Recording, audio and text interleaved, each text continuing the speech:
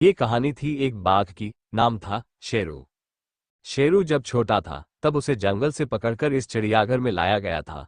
वो बहुत ताकतवर और समझदार था, लेकिन उसकी आंखों में हमेशा एक अजीब सी उदासी झलकती थी।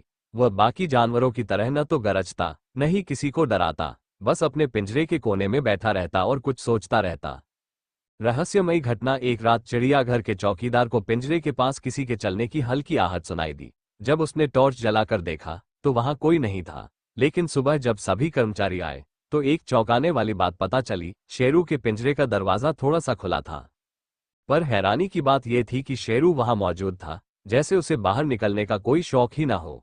सब सोच में पड़ गए, अगर दरवाजा खुला था तो शेरू भागा क्यों नहीं। धीरे धीरे चिड़ियाघर में ये घटना चर्चा का विषय बन गई।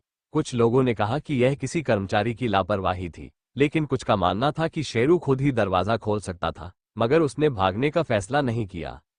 सच्चाई का पता चला कई दिनों बाद। एक पुराने महावत जो पहले शेरू का ख्याल रखते थे, उन्होंने एक राज की बात बताई। उन्होंने कहा, शेरू को जंगल में आजाद रहना सिखाया गया था, लेकिन उसे इंसानों से प्यार हो गया। वह जानता था कि अगर वह भाग जाएगा तो शायद कभी अपने इन दोस्तों से न मिल पाए।